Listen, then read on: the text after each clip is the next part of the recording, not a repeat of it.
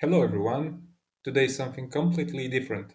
We are going to play a bit with modifiers. Let's create UV sphere, right click, shade smooth, and now we will go to modifiers, remesh, and turn on smooth shading.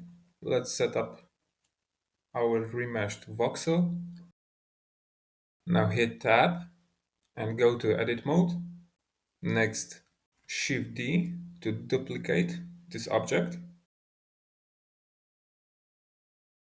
We can now rotate, move, scale, and the connection of the two objects will take place in real time.